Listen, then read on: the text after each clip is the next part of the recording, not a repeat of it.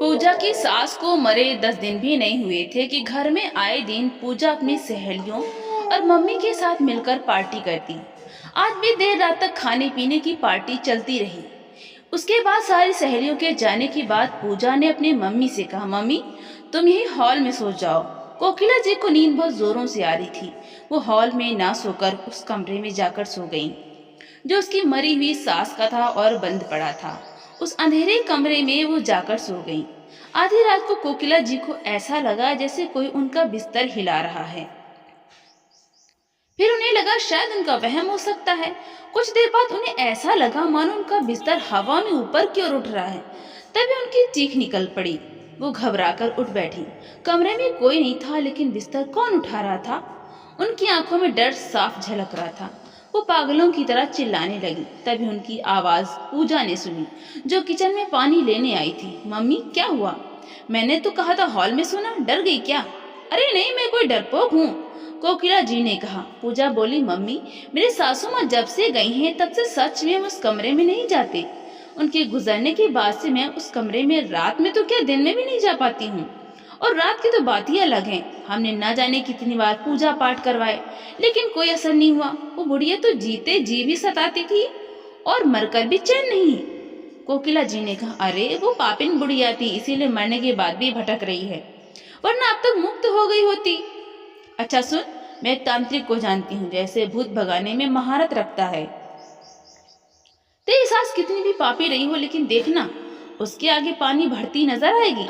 मेरे साथ कल उसके पास चलना। पूजा ने कहा, ठीक है मम्मी, मैं चलूंगी, लेकिन अभी आप हॉल में सो जाइए। उस कमरे में सोने की कोई जरूरत नहीं है, वरना कहीं वो आप पर भी हमला न कर दे। कोकिला जी बोली, मुझ पर क्या हमला करेगी वो बुढ़िया? अरे तुझे याद नहीं है क्या, कैसे उसको दांतों तले चना चबवाया था? नानी याद आ गई थी उसे। आज आने दे उसे, मैं भी देखती हूँ। देखना ऐसा सबक सिखाऊंगी कि आने से पहले 10 बार सोचेगी, किसी को डराना ही भूल जाएगी। पूजा ने चौंक कर पूछा, तो क्या अभी आप उस कमरे में सोने जा रही हो? कोकिला जी ने बोली, ना ना, अब तो मैं हॉल में ही सोऊंगी। रात ज्यादा हो गई तो सभी लोग सो गए। अगली सुबह कोकिला जी जैसे ही नहा कर आई तो पूजा ने कोकिला जी से पूछा, मम्मी बताओ आज आपके लिए नाश्ते में क्या बनाऊं? जो कहोगी वो बनाऊंगी। तभी कमरे से एक भयानक आवाज आई, अपनी माँ से क्या पूछ पूछ कर नाश्ता बना रही है? दे दे इसे भी बासी रोटी और नमक, जैसे मुझे देती थी। देख, डाइनिंग टेबल पर रोटी और नमक रखा है, अगर नहीं खाएगी तो बहुत महंगी पड़ेगी, जा खिला। पूजा डर के मारे सूखी रोटी अपनी माँ के मुंह में डालने लगी और कोकिला जी भीगी बिल्ली बनकर निगलती जा रही थी। यह आवाज पूजा की सास गायत्री जी की थी। उनके ऐसा कहते ही पूजा और कोकिला जी डर के मारे दूर कोने में सिमट गईं और कहने लगीं, मम्मी जी पहले तो आप बस रात में ही आती थी, अब दिन में भी? आज आप अपने कमरे से बाहर कैसे आ गईं? पूजा ने डरते हुए कोकिला जी से कहा, देखा देखा मम्मी, अब आया यकीन मेरी बात का? मम्मी जी मरने के बाद भी यही हैं। तभी फिर से गुस्से भरी आवाज आई, अरे भूल कैसे गई तुम दोनों? मेरा दिन रात का चैन छीना था ना तुम माँ बेटी ने, अब मेरी बारी आई है ना। अब तो मेरे पास 100 गुना ताकत भी है। मैंने भी अब तुम लोगों का दिन रात का सुख चैन न छीन लिया तो मेरा नाम भी गायत्री नहीं। कोकिला जी यह देखकर कटे हुए वृक्ष की भांति बेहोश होकर जमीन पर गिर पड़ी। फिर से धमकी भरी आवाज आई, अरे अभी से डर गई? मुझे दांतों तले चना चबवा रही थी तू? पूजा खौफ के मारे एक जगह खड़ी खड़ी पसीने से भीग गई थी। कुछ देर शांति बनी रही तो वो जाकर अपनी माँ के पास आई और पानी के छींटे दिए। जब कोकिला जी को होश आया तो उन्हें कुछ भी याद नहीं था, पर पूजा को यह जानकर जैसे लकवा मार गया था। उसकी आंखों में डर साफ दिखाई दे रहा था।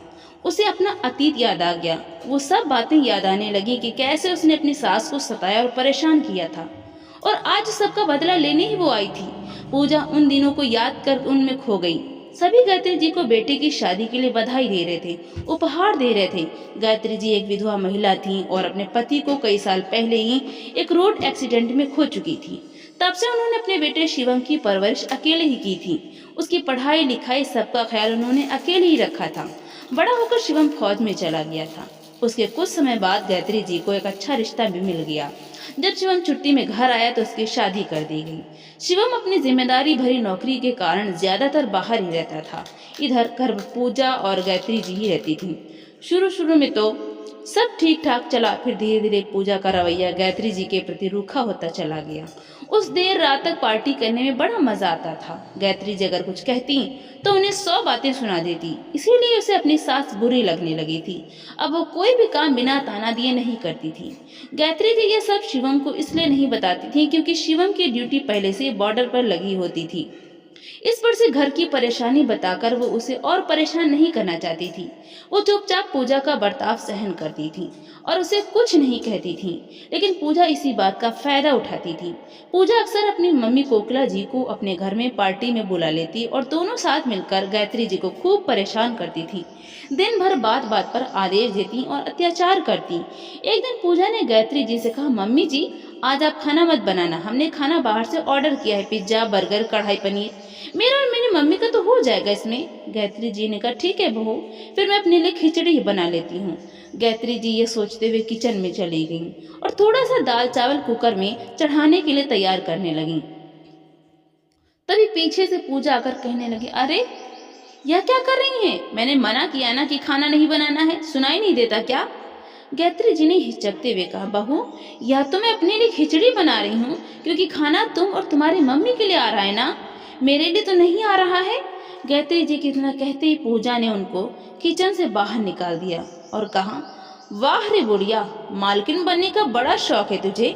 इस घर में वही होता है जो मैं कहती हूँ। कोई मालकिन नहीं हो तुम जो सिर्फ तुम्हारे लिए चूल्हा जलेगा।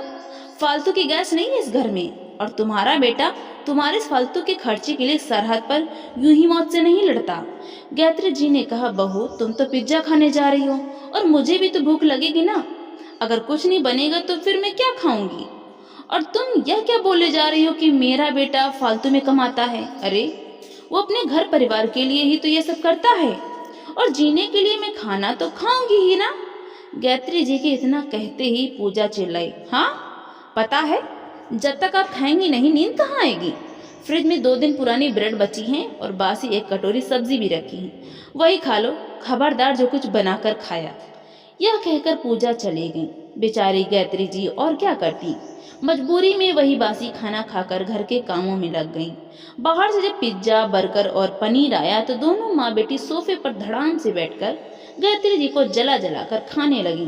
काम खत्म करने के बाद गायत्री जी अपने कमरे में सोने चली गईं। कुछ घंटे बाद कोकिला जी ने उन्हें आवाज लगाई, अरे संदन जी कहाँ इतनी जल्दी सो गई? अभी घर की मालकिन जाग रही हैं और आप सो गई। जरा नींबू हींग का पानी बनाकर लाना, बहुत बदहजमी लग रही है मुझे।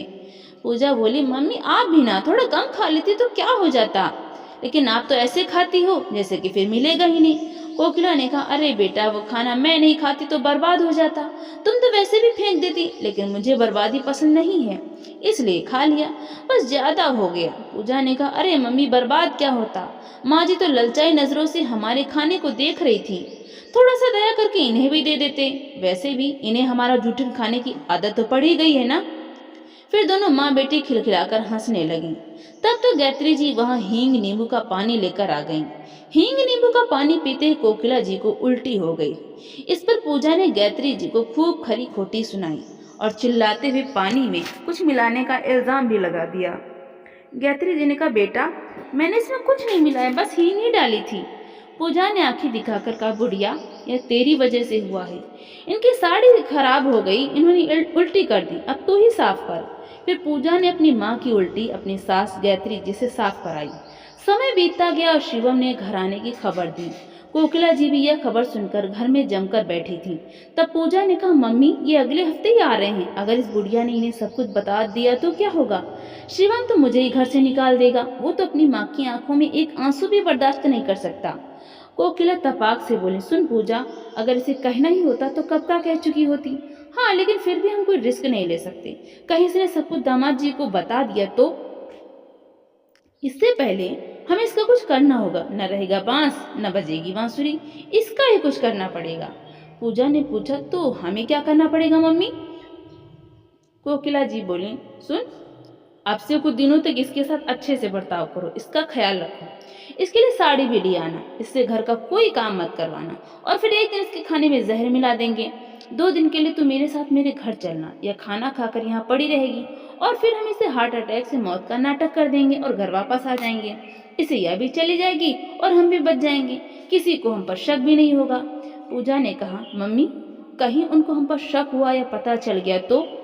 कोकिला तुरंत बोली, पूजा कल मैं मार्केट से एक ऐसी जड़ी बूटी खरीद कर लाऊंगी जिसे खाने के 5 घंटे बाद इंसान मर जाता है और उसके मुंह से कोई झाग भी नहीं निकलता, जिससे किसी को शक होने की संभावना ही नहीं रहती। कोकिला ने अपनी सारी योजना बताई तो पूजा बोली, हाँ यह ठीक है मम्मी, और यह सब उसी दिन होगा जिस दिन शिवम घर वापस आएगा।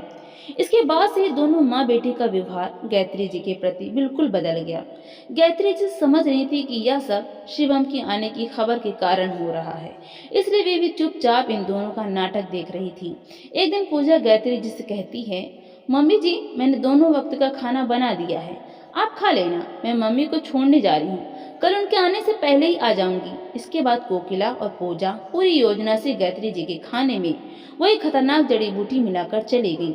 उधर शिवम बहुत दिनों बाद घर लौट रहा था और आज कई महीनों बाद माँ से मिलने के लिए बहुत बेचैन था।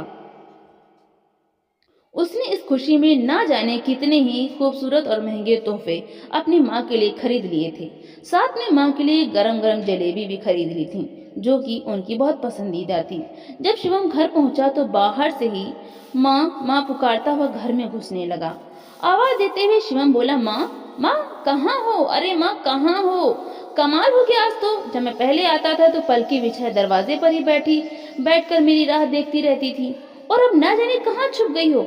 आज तो आवाज लगाने पर भी ना कमरे से बाहर आ रही हो और ना ही बोल रही हो। अच्छा माँ सॉरी, माफ कर दो, इस बार आने में देर हो गई, अगली बार जल्दी छुट्टी लेकर आऊंगा। अब देखो तो मैं आपके लिए क्या क्या लाया हूँ। सोफे पर बैठा शिवम लगातार आवाज दिए जा रहा था।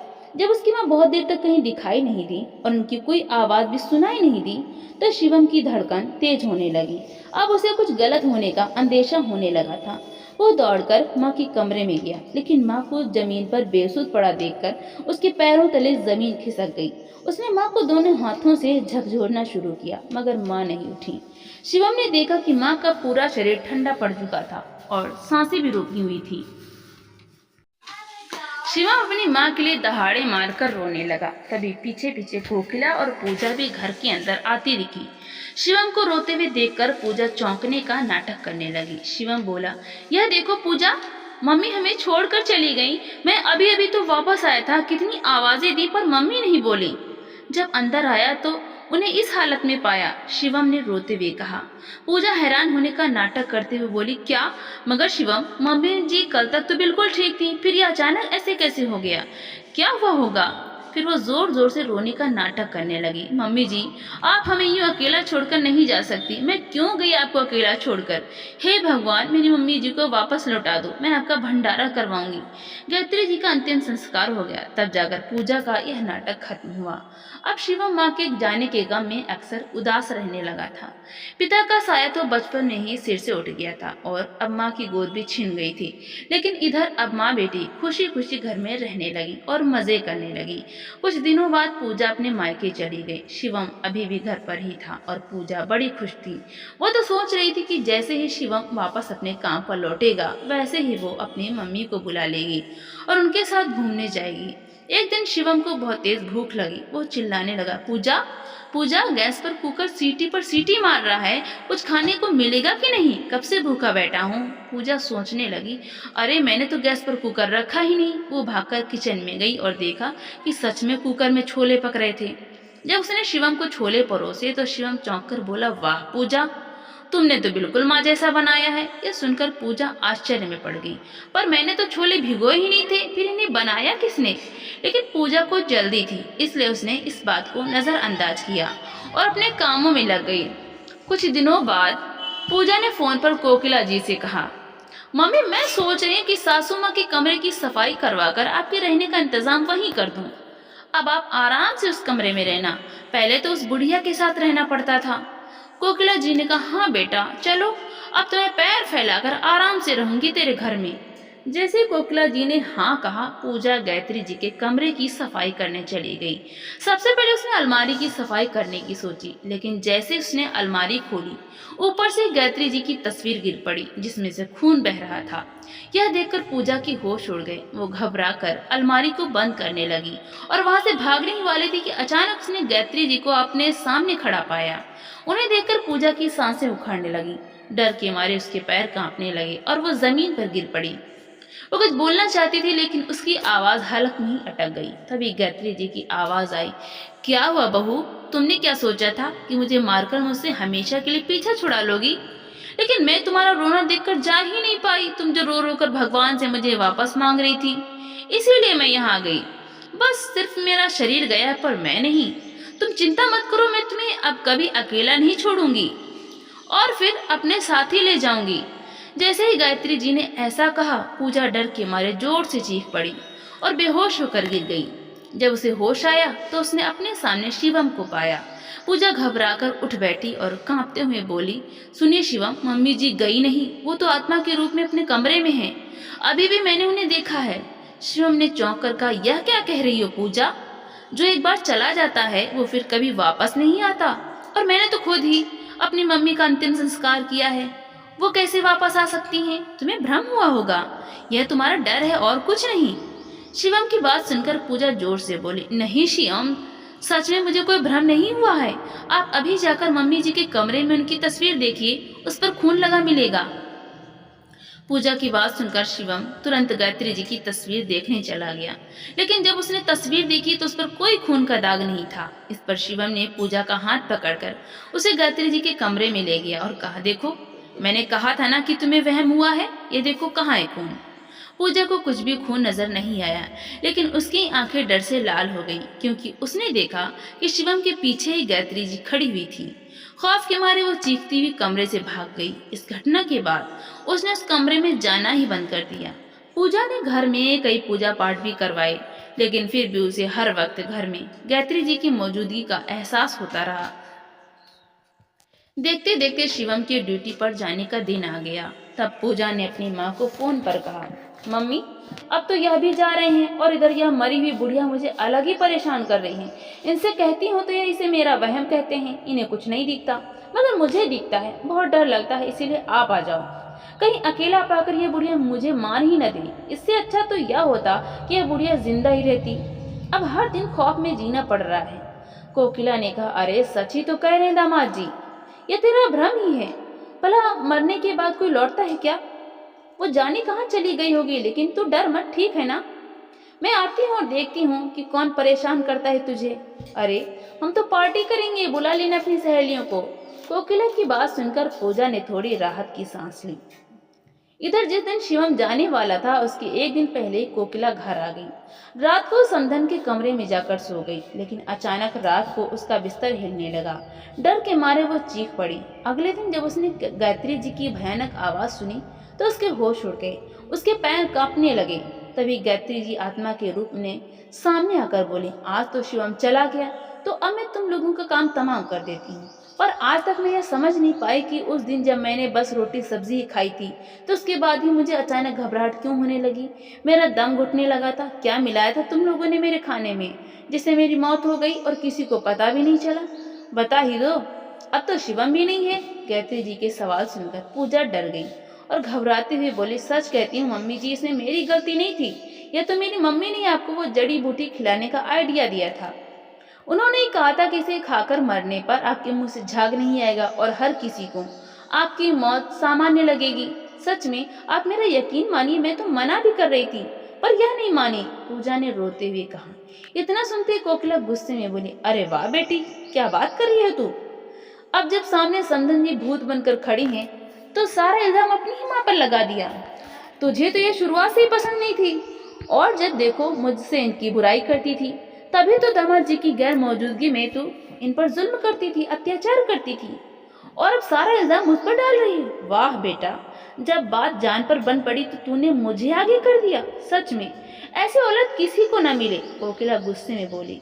माँ बेटे की यह तू मैं सुनकर शिवम भी कमरे के अंदर आ गया। उसे सामने देखकर पूजा चुप हो गई और बस उसे देखने लगी। शिवम ने कहा, अरे चुप क्यों हो गई तुम दोनों? जब इतना कुछ बता दिया तो यह भी बता दो कि मेरी माँ पर कैसे कैसे अत्याचार किए थे तुम दोनों ने। और मुझसे कहती थी कि मम्मी को ही मुझसे शिकायत रहती है, जब देखो शिकायत करती थी माँ की। अभी तो बस तुम दोनों ने मेरी माँ को कैसे मारा यह कबूल किया है और वो रिकॉर्ड भी हो गया है। लेकिन पूजा, मुझे पूरी बात जाननी है। शिवम की बात सुनकर पूजा घबराई और बोली, अरे आप वापस कैसे आ गए? आप तो ड्यूटी पर चले गए थे ना। फिर वो डर के मारे जल्दी जल्दी बोलने लगी, नहीं नहीं, आप गलत समझ रहे हैं। सच में मम्मी जी की मौत हार्ट अटैक से हुई थी। हमने उन्हें नहीं मारा, और क्यों मारती, हम इतने गए गुजरे थोड़े हैं। पूजा ने सफाई देते हुए अच्छा बनने का नाटक किया। तभी शिवम ने चौंकते हुए कहा, अभी भी झूठ बोल रही हो? लगता है मम्मी का डर खत्म हो गया है। मम्मी कैसी भूत हैं आप? आपके सामने ये झूठ बोले जा रही और आप शांत खड़ी हैं। शिवम ने हंसते हुए कहा। तो पूजा ने हैरानी से पूछा, शिवम क्या मम्मी जी आपको भी दिख रही हैं?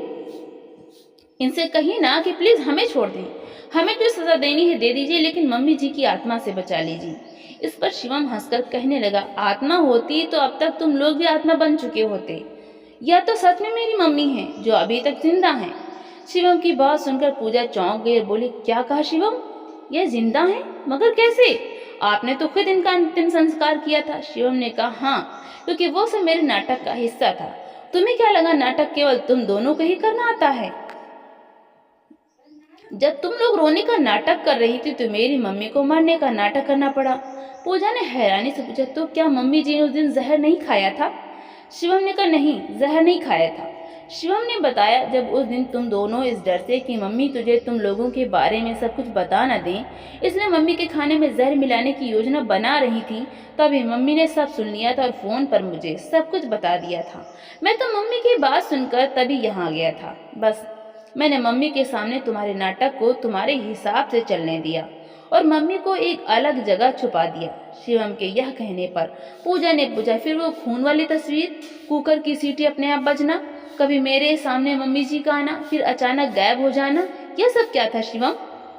शिवम ने कहा, यह सब मेरे नाटक का हिस्सा था। मैं चाहता तो तुम दोनों को मेरे मम्मी के खाने में जहर मिलाने के इल्जाम में तभी जेल भिजवा सकता था, लेकिन मैं तुम्हें सबक सिखाना चाहता था और तुम्हारे मुंह से ही तुम्हारा गुनाह कबूल करवाना चाहता था। कोकिला ने कहा, देखिए दामाद जी, मेरा घर परिवार है, मुझे जाने दीजिए। मैंने बहुत बड़ी गलती की कि इसका साथ दिया, लेकिन अब मैं यहाँ नहीं आऊंगी और आज से यह वादा करती हूँ कि इससे बात नहीं करूंगी। शिवम ने गुस्से में कहा, अरे मम्मी जी, जब जहाज डूबता है तो सबसे पहले उसे चूहे ही छोड़कर भागते हैं, यही आप भी कर रही हैं। अगर आप चाहती तो अपनी बेटी को सही दिशा दिखा सकती थी, लेकिन नहीं, आपने न सिर्फ उसका साथ दिया बल्कि अपनी ही बेटी की सास को जहर देने की योजना बना डाली। तभी शिवम ताली बजाकर पुलिस को बुलाता है और कहता है, गिरफ्तार कर लीजिए इन्हें, अपना गुनाह इन्होंने खुद ही कबूल कर लिया है। तभी आगे बढ़कर गायत्री जी ने कहा, बहू, तुमने मुझ पर जाने न जाने कितने अत्याचार किए हैं, लेकिन फिर भी मैंने कभी शिवम से तुम्हारी शिकायत नहीं की।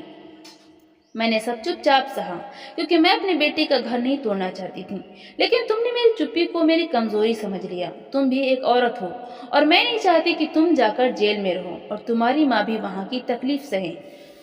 पर अगर मैंने आज तुम्हें सजा नहीं दिलवाई तो आगे से हर बहू अपनी सास को जहर देने से पहले जरा भी नहीं हिचकिचाएगी। पुलिस को देखकर पूजा शिवम के पैरों पर गिरकर रोने लगी और कहने लगी, बेशक आप मुझे तलाक दे दीजिए, लेकिन प्लीज शिवम, जेल में मत भिजवाइए। मेरी मम्मी की उम्र का तो सोचिए। इस पर शिवम उसे एक जोरदार थप्पड़ लगाकर कहता है, क्या तुमने सोचा था मेरी मम्मी की उम्र के बारे में जब उन्हें मारने का प्लान बना रही थी?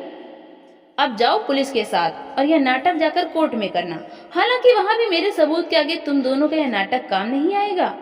इस रिकॉर्डिंग में सब कुछ है। बाद में जब शिवम ने अदालत में उनके खिलाफ सारे सबूत पेश किए तो दोनों माँ बेटी को 5 साल की सजा हो गई। इधर शिवम की माँ गायत्री जी ने अपने बेटे शिवम की शादी दूसरी लड़की शोभा से कर दी, जो पूरे घर की देखभाल के साथ साथ गायत्री जी की बहुत सेवा करती थी। तो दोस्तों, आपकी क्या राय है? पूजा और उसकी माँ के साथ शिवम ने सही किया या गलत?